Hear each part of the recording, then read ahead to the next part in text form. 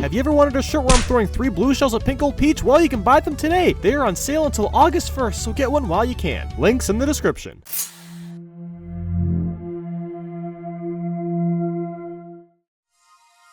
This top 10 intro is brought to you by VectorStar Productions. So this video is only covering Mario Party 1 just to clear things up. All the minigames talked about are judged based on how much fun they are and how much substance they have as a game overall. Now, this is my personal favorite Mario Party, but there was a good amount of bad ones to pick from. Without further ado, let's go. Number 10!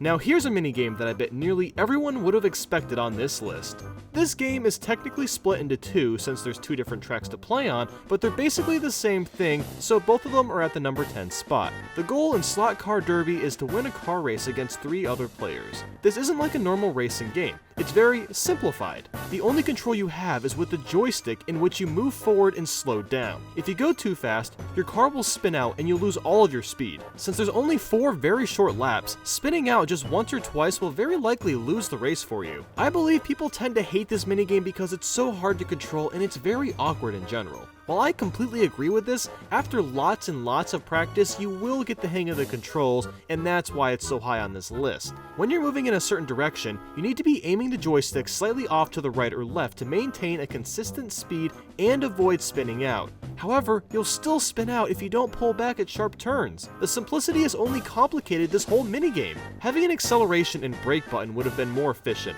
and the minigame would work exactly the same but with an easier grasp of the controls. But if you go too fast and don't brake, you could still spin out anyway. Number 9!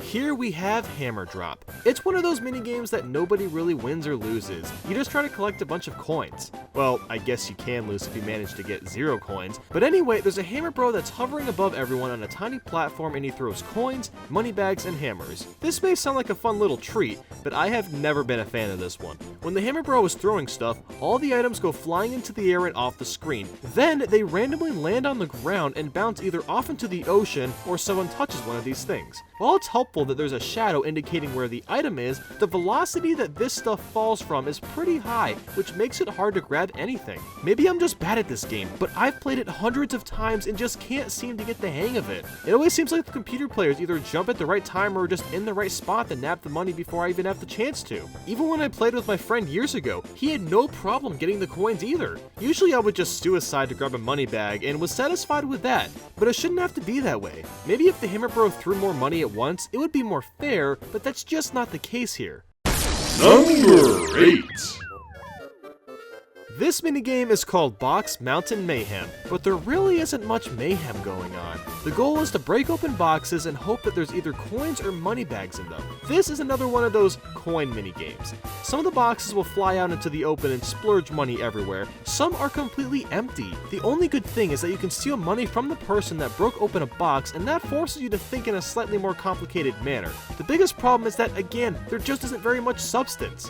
Now to clarify, I understand that they are mini-games, so they don't need to have a lot in them, but there's mini-games like Mushroom Mix-Up that have a lot of conflict happening. You need to not only move and jump on the correct platforms, but you also have to prevent other players from getting on that said mushroom, all while these mushrooms switch up faster and faster. Mountain Mayhem is just boring, and on top of that, it's way too short. There should have been more boxes to break. Number 7! I really love the hyperbole in this minigame's name, Coin Block Blitz. I mean, you can get a lot of coins, but what you do is so basic, and it's honestly just snoozeworthy. This is yet another coin minigame where you literally just bash blocks and get coins from it. There's 9 blocks in total, and they all have a random amount of coins. Some have just 1 coin, others may have 12. It all varies. Here's my problem with this minigame.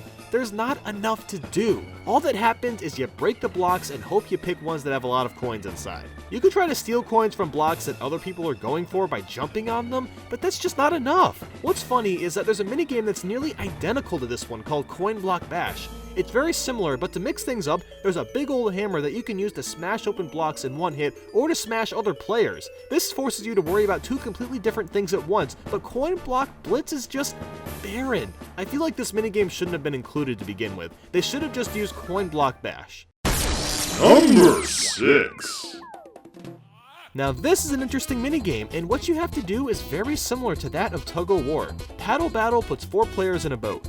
One person is on the left side while the other 3 are on the right. You need to paddle the boat to the edge of the river to get a shy guy to stab the other team, and you get the opposing team coins from that. Now, if you've seen my top 10 best Mario Party minigames, you may have noticed that I put Tug of War on that list because it's a fun trolly game. There's a pretty big difference between that and Paddle Battle, however. For Tug of War, the winner gets 15 coins while the loser loses 5 coins. For Paddle Battle, you don't really get anything out of it. Of all the times I've played this, the most money I've ever achieved was maybe 3 or 4 coins, and that's when I was on the team of 3. On top of that, this minigame almost always lasts longer than Tug of War, unless the teams are equal. But regardless, that's exhausting. Everyone knows that you have to mash your palm into the joystick to have any chance of winning these minigames. So playing this more than a few times does nothing more but give me spare change and a personal button on my palm. Yeah, that's what my friend and I used to call blisters. Buttons. We're idiots, you don't have to remind us, but you can if you want.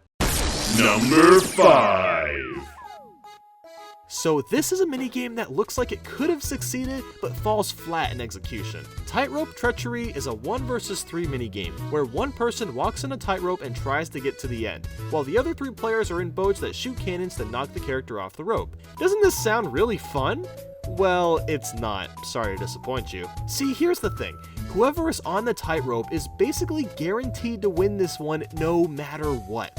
Whenever you get hit by a cannon, all it really does is knock you over and stun you for a second or so. While they are only slightly pushed off to the side, it only takes a moment for the tightroper to center himself again. There's also wind that can knock the tightroper off, but I've honestly never noticed it. And to make matters worse, the boat controls are really awkward. This is a scenario similar to Slot Car Derby where you just have to get used to the controls, and I have. Even if I manage to hit the person on the tightrope over and over again, they will never fall off. It takes everyone in the boats to hit at least 2 to 4 times in a very quick amount of time.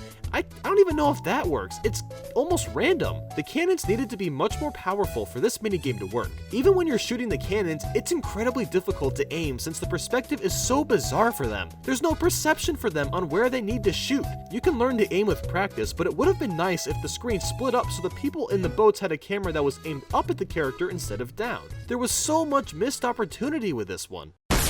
Number 4. Hey, look, another 1 vs 3 minigame. There's not very many good ones in here, but anyway, on to Piranha's Pursuit. One person is on a skateboard and they're basically being chased by a giant piranha. The guy on the skateboard simply has to mash the button to move forward and needs to jump over any obstacles like rocks or trees. As long as the skateboarder does that, he is guaranteed to win. The other 3 players are on top of a cloud and they have to ground pound it so there's more rain, and that supposedly makes the piranha plant grow faster.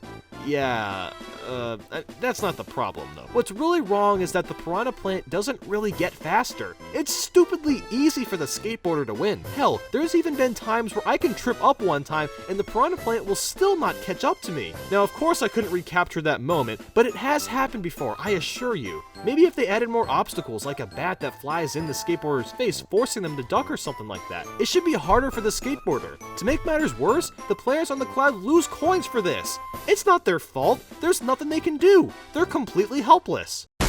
Number 3. Now we're getting to the games that are just flat out dumbed down and stupid. This one is called Ghost Guess, and it's a 1-player minigame. The objective is to find which ghost has the chest. They circle around you and move around and stuff. And all you have to do is basically find which boo moves first, and then you know which one has the chest in it. That's it. There's nothing else to it. Now, I can completely understand that this is a game that's intended for kids, so it's not surprising that some of the minigames are very simple to play. There wouldn't be anything wrong with that if there wasn't other minigames like Bumper Balls as an example that have a lot more substance in them. For Bumper Balls, you have to be cautious of how fast you're going, what angle you're moving at, and trying not to fall off all at once. For this one, you just do this one simple thing and you're done. The game is completed. You're winner. Number 2. Oh man, piped maze. So this is another 1 vs 3 minigame where the goal is to give yourself a nice meaty chest with 10 coins in it. There are 4 pipes that are all interconnected with one another. One player gets to choose which of the 4 pipes it goes down. This whole minigame is complete dumb luck. I mean, at the beginning of this game, it technically shows you how all the pipes are connected, but the camera moves up so quickly that no human brain can possibly memorize the pattern. I've played this game so much that I've gotten to the point where I can memorize about 80% of the patterns, but if you don't know all of it, you only have a solid 25% chance of winning the cash. I feel like the only way to win this game is to cheat. Just take out your camera, record the screen, then pause the game, run to your parents' printer, and get paper because you don't own one, and steal a pen from your dad's work desk. Sit at a table and start playing the video on your phone. Constantly pause and play the video and draw out a diagram of the maze. After spending 3 minutes doing that, go back down to your parents' basement and use your diagram to win. That's not something that I should have to do, but at least it's something. I mean, but this next minigame. And now, the number one worst Mario Party minigame is... So if you thought Pipe Maze was stupid, Slot Machine takes the cake and smashes another one right in your face. The entire game is nothing more than pulling down a switch, which you don't even do by the way, and trying to get a match of 3. Within the matches, you can get anywhere from 1 coin to 20 coins. That's literally the entire game. What was the point of this? If I wanted to gamble, I could do that with a million other games, or hell, do it in real life and it would be more interactive than this is. This minigame is nothing more than a waste of my time. The only good thing about this one is that it ends really quickly, so you don't have to suffer through it for very long. Now, feel free to watch my top 10 of the best Mario Party minigames as well as my Let's Play of Mario Party 2. Leave a like if you want to, and tell me what you think the worst Mario Party games are and why that's so. Hop on the bandwagon and follow my Facebook, Twitter, Twitch, and Tumblr. Thanks a bunch for watching, and I hope that you're having a nice poop on the toilet. I know that's what you're doing, but yeah, if you want to watch a few more videos, then go for it. I hope it's all coming out really well though. But maybe not, considering that McBig Mac is giving you a McTummy ache. Ugh. So, good luck with that ordeal, my friend. So, have any of you ever heard about Games Grabber? Yeah, you won't shut up about them. Well, what's it about then? I remember, there's a link in the description. And what about it? You can click on it and you can find your profile in your list of games. Yeah, the list can be used to purchase games. So you do know. Well, they are your only sponsor. Maybe you should switch it up and get some new ones or something. Why don't you roll the dice? It's been your turn for 3 minutes. No, it's your turn, you dimwit! Crap drinker, Butt licker, brawl player, noob tube, ball scratcher.